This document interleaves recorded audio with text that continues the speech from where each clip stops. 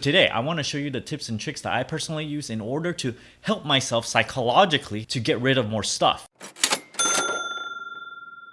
How's it going, everybody? This is BeatTheBush.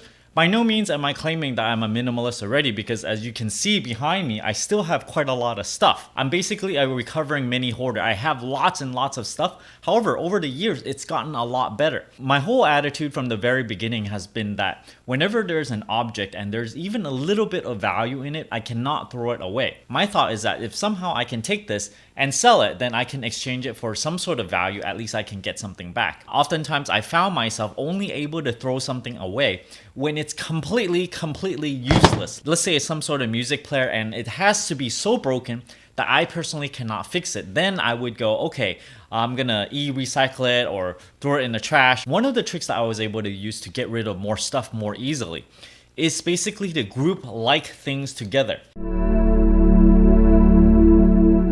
I have a lot of units of the same exact thing. However, they're dispersed all over the home. For example, I have some speakers that might be laying around that I don't need.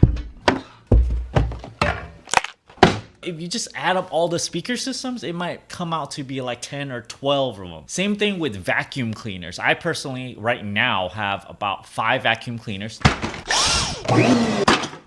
Now, the exercise here that I've used before is to try to group all those things together in one place. Theoretically, I don't really need that many vacuum cleaners. I only need 1, maybe 2, because there's that portable one. So technically, I don't even need those shop vacs. So if you put them all together, then you can kind of see, oh my gosh, I really do have a lot of units of that same exact thing. Other things that you can group together is maybe your old cell phone, your old cell phone charger. Just gather everything in one spot and you'll see how ridiculous it becomes. What do you do after you see how ridiculous it is? Well, you sell some of it, of course. You can use some of the websites like eBay, Amazon, Craigslist, Close5, or other kind of apps that allows you to sell locally. When you sell it, you don't have to pay income taxes on it. In most instances, if you sell it at a loss, that is for less than what you bought it for, then you don't have to pay income taxes because you're not actually making any money off of it. The next thing that will allow you to minimize more easily is to have a reason to minimize. You might have various reasons. Maybe you have so much clutter that you can't even move around in your home. Maybe you want to minimize so that you can more easily pack up and then just go travel the world. Maybe you want to declutter so that you can reduce the items that you own in your storage area so you don't have to pay for that storage area anymore. It's like $100 or more every single month that you can save. When you have a reason, it becomes a little bit easier to do this. Just keep on reminding yourself of this very reason, why you're doing it. Think of all those things that you sell that you can take that money and fund whatever that you want to do with it. For example, if you want to travel, all those things that you sell, you can just take that money that you get, however much or little it is, and you can put it in a fund for your traveling. Now, going back to when you have gathered a lot of stuff, think about only having one single item of that many things. If you have a lot of speakers like I do, maybe you want to consider only having one set of it. You can connect multiple inputs to the same set of speakers. You don't need that many different sets. So when you group them together, then you can start thinking about, well, how can it be possible that you only need one set of those? You don't actually need a backup. You can think about getting rid of all those other ones because you can use the most premium set of speakers that you have. You keep those. And then you get rid of all the other ones, therefore improving your quality of life, because then you're always using the premium stuff, and all those little, ugly ones, the ones that's not so good, then you get rid of them. Then, well, it's sort of kind of like an upgrade for yourself. Just remember, when you have a lot of stuff, sort of ease into it. If you have 10 sets of speakers or can openers, just think about grouping them in how much you like them and then try to get rid of the least liked item. After you sell the item, try keeping the money in a separate account, or at least just keep tabs on how much you gain from it. This will help you in terms of a feedback loop, because when you look at how much you've saved, you can go, wow, that turned out pretty well. So this is going to encourage you to do it some more. One of the things I have to overcome when selling stuff is sometimes I have to sell things at a loss. Let's say I bought something for $100 and I had to sell it at $80 or $60. Well, sometimes it just kind of keeps me from wanting to sell it because I'm like, well, I already bought it. I have multiple units of this thing, but maybe I can make use of it instead. The idea here is there's multiple ways to think about this thing, because if you get rid of these multiple units that you don't actually use, you might be able to no longer need to buy a storage unit to hold this stuff.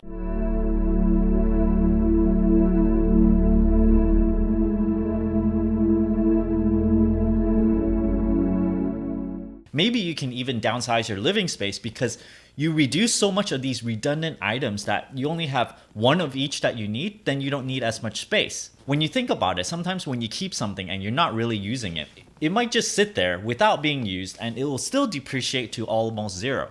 When you think about it, sometimes when you keep an item and you're not really using it, even though the current price has already depreciated and you have to take a loss for selling it, it might also depreciate some more all the way down to zero. So just holding on to that item, you're likely going to incur an even bigger loss. So think about it that way, and that might kind of help you sell the item even at a slight loss.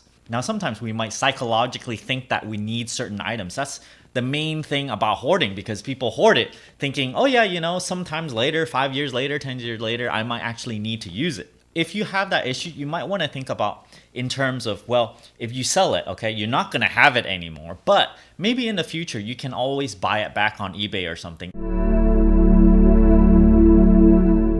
And it's likely you're going to be able to buy it back for cheaper because whatever amount that you sold it for, it's depreciated some more by the time you actually need it, let's say a year later. And then when you buy it back, it's going to be cheaper. Therefore, you're going to be saving money in this little transaction. In my experience, it's very, very rare that you will ever need to buy something back. It's so rare that I don't even remember the last item that I actually have to buy back. I peg it close to something like 1 out of 100 items. If you really actually need the item back, well, you can just spend a little bit more money. Even if it costs you more, you can buy it back. Even if you had to buy something back, with all the income coming in from selling all the stuff that you don't actually need, you're still gonna be up ahead by a huge margin, even if you have to put a little bit of money back in order to buy the things that you actually need again. My last tip is that when I walk into a room with a lot of items, sometimes you might be overwhelmed by the stuff that you're trying to get rid of.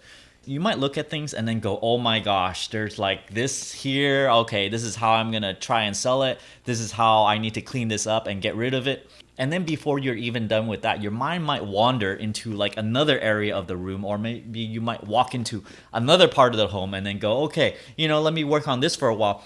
But what I notice happening is that if you try to do everything at once, just think about everything at once, you end up just kind of staring at everything for like a really long time and just thinking how to get rid of it. And then you actually don't ever get rid of even one thing. And hours might pass and you'll just be like looking at this, looking at that. Oh my gosh, how am I going to get rid of this? How am I going to get rid of that? And it becomes not very productive. So my best advice for this is when you look at something, okay, just ignore everything else. Focus on one single bin, one box. If you look at one item, try to get rid of it. Try to at least list it on eBay, and then you can move on to the next item. Don't think about, oh, I need to list this item, I need to list this item, or that item, and then you try to put them all together. Don't do that, because that's just going to sidetrack you. Think about one single item at a time. Do one single one at a time. One at a time. Now, when I do a single item, I might have to do some sort of cost analysis. I have to go, well, how much can I sell this for? I do a little bit of research on eBay, and then I go, okay, am I even going to turn a profit? Okay, how much time is it going to cost me to do this listing? Well, if it's going to earn me like very, very little, that is the time to think about, well, not listing it at all, because that costs you time to list it. It also costs you time to do the transaction, package it up, send it off to the mailbox and stuff. So when you have an item that is particularly of a low value, you might want to consider grouping it together with like items so that it can be sold as a lot for a little bit more expensive, so that it might be worth your time. After you realize, okay, it's of zero value at all, you might want to donate it, or you might want to recycle it, or actually just stick it in the landfill bin. Of course, for those people not trying to extract every single few dollars out of every single item, you might also want to donate it. Sometimes I personally am getting to that point where I go, okay, this thing, it might earn me like $5, but then I have to wait a week for the auction to end. I have to still package it up. It's getting to a point where it's not worth it, and you might want to consider a wastage fund. Maybe you want to waste $100, okay? Imaginary $100. This amount is just kind of going to make you feel better. It's a decluttering fund. You want to pay money into it just to get rid of your stuff. So this is kind of like, yeah, you have to use a little bit of money, but this is just money that is not earned from you using all your time. People have limited time. You don't want to waste all your time listing stuff on eBay, listing stuff on Amazon just to try to get rid of stuff. So you might want to go, okay, I'm going to have this set amount. This set amount is going to help me minimize. It's going to help me declutter. Why? Because you want to free up your mind. You want to reduce the amount of things that's in your life. The space needed to hold all your stuff will not be as much. You might be able to move into a smaller area. You might not need to buy that storage area anymore. And this might be able to allow you to travel more freely. Just because you have less stuff, you can just move from one place to another. And if you have really little stuff, you can just pick up and leave. I hope you guys enjoyed this video, and remember, I have a channel t-shirt over here, has the Honey Badger Infinitification. If you employ all these tactics that I show you, you might be able to move inch closer and closer to infinitification. I hope you enjoyed this video and helps you get over those humps that I had difficulty with. If you're interested in supporting this channel, check out my Audible link down in the video description below, where you can get a free audiobook. And if you don't like this audiobook or this server, so you can cancel it before the subscription expires, and you can still keep this audiobook for free and help benefit this channel. Don't forget to push that subscribe button and ring that bell icon to get notifications. Thanks for watching.